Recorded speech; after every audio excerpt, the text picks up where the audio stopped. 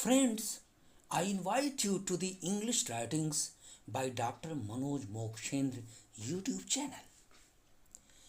I have in my hand an interesting story entitled Confession for Being Dissatisfied.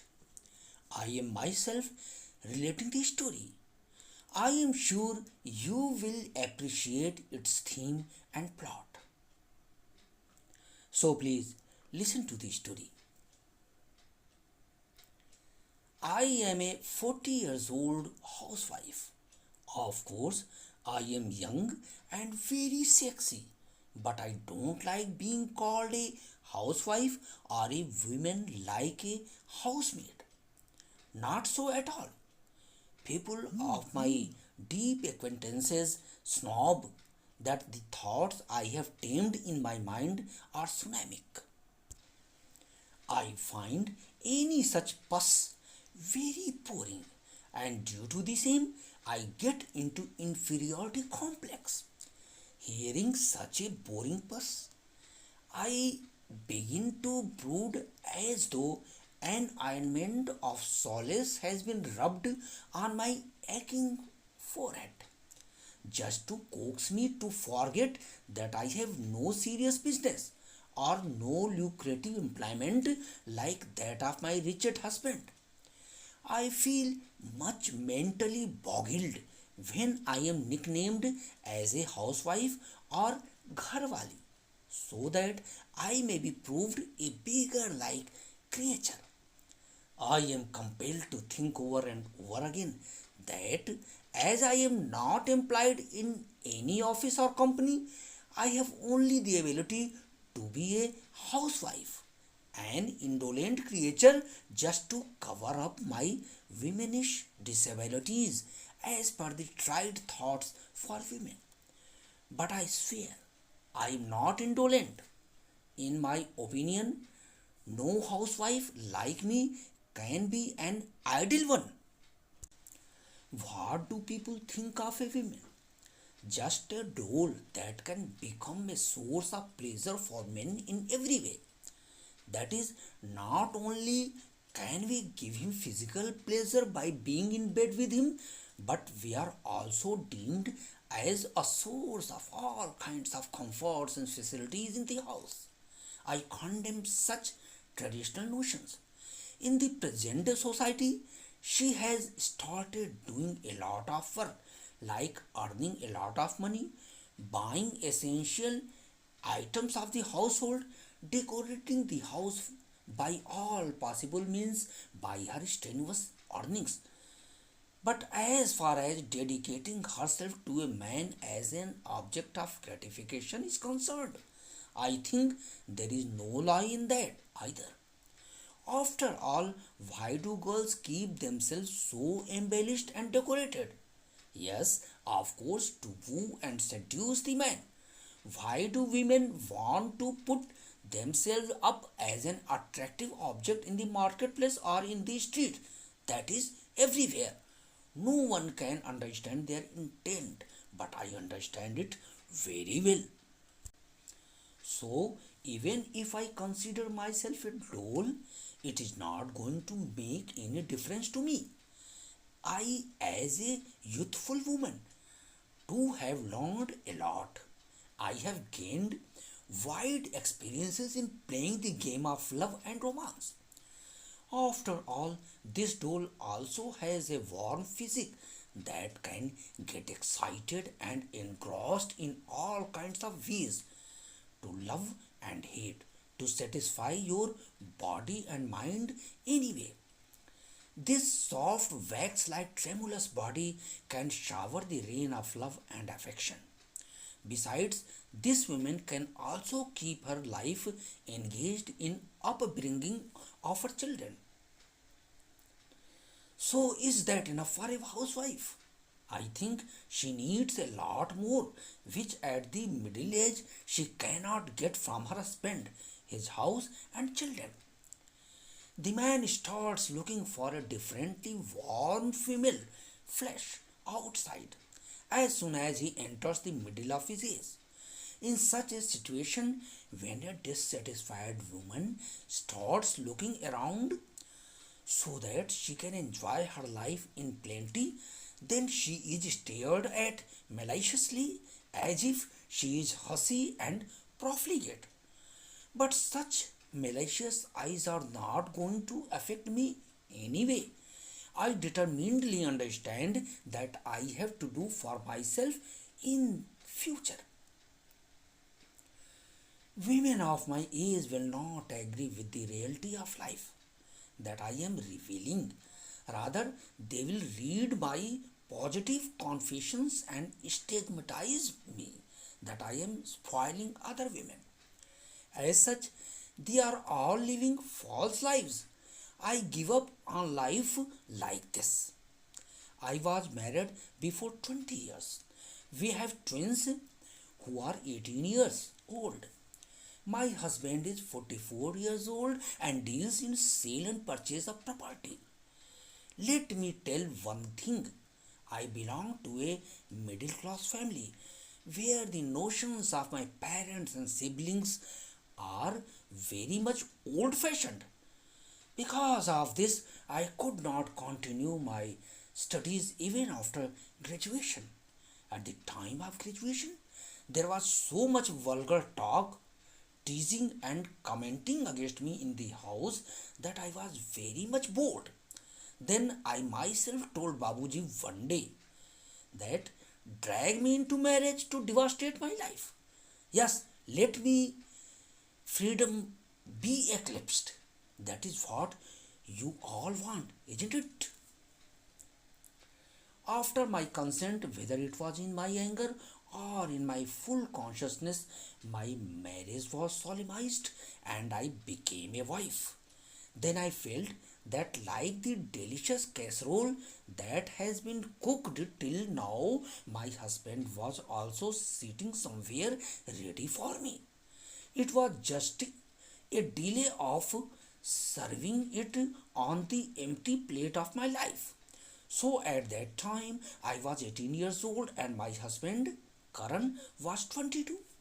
In today's era, boys of Karan says do not want to bother to take care of the household while it is their nature to hang around girls.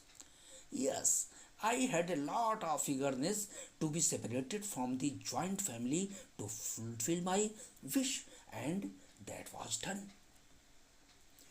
My husband also set up a separate household where I tried my best to be satisfied and feel happy. Actually, the four of us, Mia Bibi and both the boys, live on the upper floor of the house he has purchased, while below is Karan's property dealing office. However, he rarely stays in the office, mostly visiting the site with his clients. So I get a lot of freedom to live my life in my own way.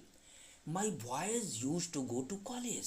In such a situation, I spend most of my time sitting on the balcony, chatting with my friends on Facebook and WhatsApp. I really enjoy doing this, but I have uploaded a picture of very beautiful girl hiding my identity on Facebook. Yeah, I haven't even made my name public so that I can be on the safe side and none can point fingers at me later. After all, how happy I am today that the number of my favorite Facebook friends is more than 4,500. There's no doubt that I want to be popular with my Facebook friends. So I have thought that something should be done so that my popularity among my fans may be increased. I noticed that some of my male members are infatuated. There are Facebook poet friends who earn a large number of likes and comments on their raw poetry posted. Of course, if a photo of a beautiful lace is accompanied by poetry, then people will be blown away by my posts. People will go crazy over my Ishkiana poetry with a photo in really romantic moods and postures. Actually, there was some romantic feeling underneath this idea of mine. While chatting, I realized how interested the handsome young boys are in chatting with me and how much I am attracted towards them too. So I bought a book of Urdu poetry, that is Shero Shairi, from the market and started posting poetic stanzas and alluring lines from it selectively. But I never miss uploading romantic styled edited semi nude model type photos of girls browsing the internet together. My tactful plan has paid off. I have become the crown princess of Facebook. I cannot describe in words how happy I am at this. Inside and out, how much thrilled I feel. Chatting with the boys, waiting in the long queue. How do I tell? The eagerness of some boys to meet me was also clearly visible.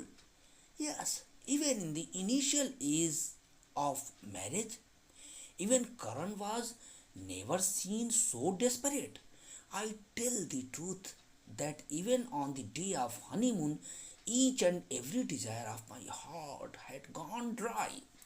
He fell asleep after some time while I kept on changing sides in sweet agony throughout the night. By giving pats to her thirsty desires, I put myself to sleep. The dreams that had been tamed for years for that long awaited night were shattered. Therefore, I did not even know that while chatting with those young men, I also started exchanging sex related photographs, secrets, and things with them. And the plight turned to be so grave that even intimate pictures were begun to be exchanged through social media. However, why was all this happening? Was I deviating from the path of becoming the ideal wife, or was it all a result of this open phase? A major reason behind this could also be that I started realizing that my husband was starting taking little interest in me and that some extramarital relationship is also flourishing in this case. I used to find very often the hairs of girls sticking to his clothes and roses from his pockets. His shirt smelled of such perfumes which are not available in the perfume Almira. So I became very clear in my mind that Karan is involved with some girls and that too very seriously. When I asked, he tells, what lies?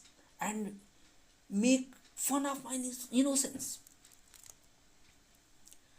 As a result, I was under tremendous mental stress for a long time due to the illicit relationship between Karan and his girlfriend. Then I decided to let Karan do what he had to do. The fact is that he is not satisfied with me and I am not with him. So I will also be wayward and will not care anything about him. I will keep everything so mysterious and he will not be able to know about my pursuits. Here I want to tell one special thing. I used to feel very lonely until I was exposed to social media, or rather, I did not have an Android mobile phone. After the kids have gone to school and my revered husband on his job, what should I do? Prepare the evening meal, or clean the clothes in the washing machine, or convert the bedroom into a drawing room and the drawing room into a bedroom, or sweep again the entire home? Should I wipe the lawns or iron the clothes? I couldn't understand what to do. To pass the time, one or the other excuse is needed for busyness, and time itself does this for us. Otherwise, what will be left in life? So now, thanks to this Android phone I bought, my happiness has started knocking again in my life.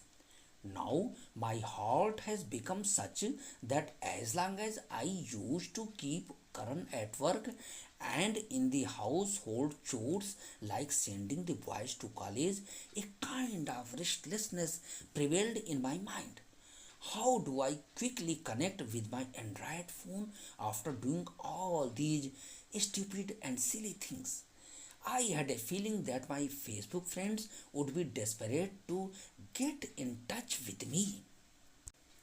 Managing Director Siddharth of a multinational company, Amrit Raj, manager of a five-star hotel, Dev Sir, principal of a PG college, Kailash Nandan, a research scholar at GNU, Pratap Singh, a government department secretary, Mukund Mohle, an old age home owner, Buddhist priests, and their rich hermits from different walks of life, like the head monk of the monastery, Swami Monanand, etc., are among my favorite Facebook friends. Yes, I forgot to mention one name, Yogi Raj Krishneshwar, whose attachment to me is becoming so uncontrollable that sometimes while having intimate chats with him, I get scared that he might come to my house looking for me. But how will he even come because I have given him wrong address of my house? Probably he may have tried several times to find me. It seems to me that all these people are restless, sleepless to have a relationship with me, considering me a beautiful model. But I too have managed all these things and all these people very well. Someone out of them gives me time to meet at the coffee house, and someone asks if he wants to meet me in my office. I have mischievously told each of them that I am a section officer in a ministry and live alone in a women's hostel because I am unmarried. Knowing all these things, their interest in me is increasing even more, and I am amazed. There was no panic, but some guilty feeling is going on in the mind. One of my friends, Rajiv, is very much infatuated in my love.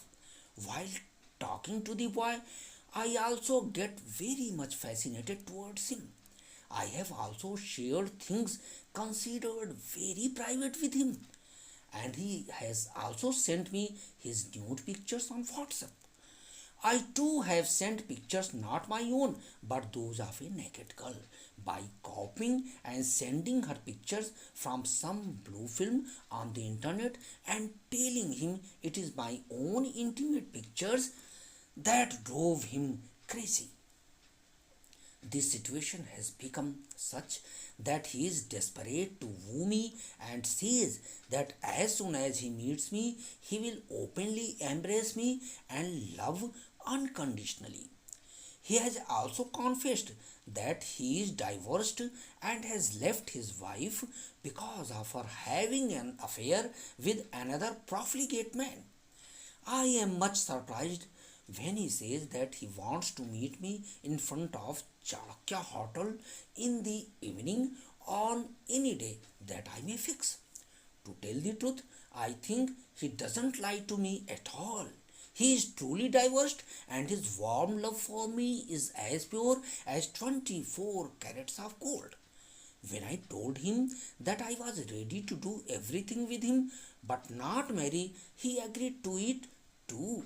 He says that he will also not marry for life but will love me like his wife. I wonder what's so bad about it. I maintain this relationship and will never disclose to him anything about my married household life. I am so thrilled to see intimate pictures sent by him on WhatsApp that I cannot describe in simple words. The intimate photos sent to me provide strong evidence that a young man like him is not to be discovered in this world. I am irresistibly drawn towards him. I can't make delay anymore. I have strong feelings to be with him in the bed. But oh my god, what power is stopping me from doing this? I don't want to remain thirsty anymore any longer. If I die under this dissatisfied state, my soul will wander as a ferocious she ghost for thousands of years and will not get salvation. It is then a voice comes from within that, Vandana, there can be no greater crime than keeping one's body thirsty. Don't pamper yourself like this. Go, go to Rajiv or call him, yes, in any secluded place and fulfill your heart's desire. To tell the truth, I have gone crazy for him. I can't tell how much I have started hating Karan and the boys in this state, pining for an external love. If I may do, I may take a major dose of potassium cyanide to get rid of all corporal bondages and get absorbed in Rajiv's body. But I don't have such guts. It would never be better to maintain these dual relationships. One with my stale Karan and second with Rajiv, a very fresh mango. The next morning, after getting away from the tedious chores of the house, I sat down to chat on the internet with a determination. I stuck to chatting with Rajiv, dismissing outright Siddharth Amritraj, Devsar Kailash Nandan, Pratap Singh Mukund Mohole, and Swami Mananand, waiting for the chat very restlessly. Of course, Rajiv seemed very sad without me. He said that if I do not meet him today, he will do something that will make me regret for whole of life. I was shocked whether Rajiv was talking of committing suicide. I hurriedly wrote that behind the mosque near India Gate, I am coming to meet you by 3 o'clock because I too can no longer bear your separation. Shattering all social bonds and bypassing all religious taboos, I am coming to you to fulfill all the hidden desires of both. At that time, it was half past 2 in the afternoon. I was very much flustered. I asked him before logging out of Facebook, Rajiv, what color shirt pants would you be wearing? He told me a red shirt and cream colored pants and a white cap on his head. Besides, I would have a bouquet in my hand to make this first meeting a memorable one. I also told him that I would be in a t shirt and blue jeans pant. Then I hurriedly down the stairs, locked the door, and as soon as I reached the street, I called out to a two wheeler, take me to India Gate immediately. After boarding an auto, I reached India Gate in about 40 minutes. At that moment, I certainly had no idea what I was about to do. I searched for Rajiv in the crowd of visitors gathered at India Gate as per the description he had given me. But how could I spot him so easily in the crowd? However, along with the nervousness, my excitement was also growing enormously because I was about to meet a man with whom I had fallen in love to the extent of being insane, and in whose true love I had become so confident that he would never be as cold as my husband Karan. Then I suddenly realized, oh, how foolish I am. Actually, Rajiv had given me the address behind the mosque. Then, with quick steps, I crossed the street and arrived behind the mosque in about 5 or 7 minutes. but I was surprised that Rajiv was nowhere to be seen. I wondered if he had offered me a promise, a false love trap. There were only a few people sitting on the green lawn, basking in the sun, and none of them was wearing red shirts and cream pants. So, even if Rajiv was one of them, why would he be sitting so listlessly? He must have been desperate to meet his girlfriend. I kept looking around. Then my gaze stopped just to the right of the mosque in a far off corner. Someone was waving his hand and pointing towards me. I noticed that his pants were also cream colored and his shirt was red, as he was about 30 or 40 yards away. His face was completely blurred. I found myself frozen when I saw the bouquet of flowers in his hand. To tell the truth, the mere sight of him made me sweat. My bones trembled. My legs wouldn't lift. I was worried that as soon as I reached Rajiv, he would grab me in a hug. But I gathered courage and slowly started moving forward, thinking that I would face boldly whatever happened. Then Rajiv also started moving forward. At that moment, I felt as if the heat of his body was reaching me and melting my wax like body. But as I got closer, although I still couldn't see his face clearly, his gait seemed familiar. Then my curiosity made me move faster. And when I was about 10 meters away from him, I screamed, "Hey, Babuji, is that you?" Ouch! What is this? It was as if I hadn't even imagined. The man froze there for a moment, like a statue of ice. He stared at me for a moment, then, recognizing me, took off his cap with his left hand, dropped the bouquet, and sat down, clutching his forehead. I approached and roared, "So, at this age, you behave so lowly? Oh, I never imagined that you would play such a vulgar joke on me and play such a dirty game of luring your own daughter in law into your love trap and sending her to hell." He too did not stay silent. He whispered, "And what have you done, daughter in law? You too have come here in search of another man. After all, what is lacking in my son? Anyway, tell me, how many women have you played this dirty game with? I will expose to your son." Laughing loudly, he screamed, "Hey, you are also involved with me in this mischief." I cried, "Whatever happens, even if we break up with Karan, I am not going to hide this ugly side of yours from Karan anymore." "No, you will never do that."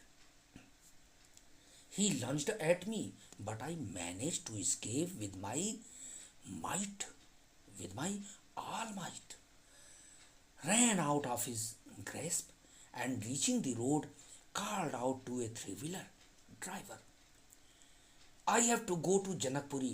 Hurry up." Sitting in the three-wheeler, I looked back and saw my father-in-law standing there, staring at me repeatedly, wiping the sweat from his forehead. I returned home and stood in a daze on the balcony, undoubtedly in a strange state of mind. Yes, perhaps I was thinking about something or just standing there mechanically. For how long? I had no idea. The evening had passed and it had melted into the embrace of the night. But I was still standing on the balcony, lost in some unknown thought. Fear and apprehension were inherent in me. Just then the gate bell rang, but I stood there lifeless. Then suddenly I became active, muttering, "It is not the time for the boys to come. It must be Karan." I glanced at the wall clock in the veranda. It was exactly 8 o'clock. I opened the door and Karan entered with his head bowed and collapsed on the sofa. I screamed, "What happened?" "Babuji, he is no more. I don't know why he did this." I screamed, "What did he do?" "He committed suicide. I got a call at the office from a neighbor." He burst into tears. This unexpected news turned me speechless. I couldn't believe what he was saying. I blurted out, "Hey, why did he commit suicide? I thought—" "What did you think?" He stared at me with his watery eyes and I broke out in a sweet. Then I composed myself. "Nothing, nothing. Alas, I have lost my senses. With this news, I don't know what I am saying." Then I too broke down in tears. "Babuji, why did you do this?" I don't know if I was crying at that moment or pretending to cry. After enduring the utterly boring funeral rituals that lasted 13 days, I am back to normal routine, thanking God that at least it is good. I narrowly stood from an impostor and treacherous. However, I resolved to give up my mobile phone forever. But how long can I this last? After all, not everyone is as deceitful as Babuji. Then I gingerly picked up the mobile phone that was charging and started browsing Messenger. Among my favorites, Yogi Raj Krishneshwar was online. Perhaps he was upset about not being able to chat with me for 2 weeks. After that, I kissed the mobile phone and got busy chatting with him. Friends, how do you like this story? The moral of the story is very apparent. I request you to like and comment and also subscribe the channel. I will be highly obliged. Thanks a lot.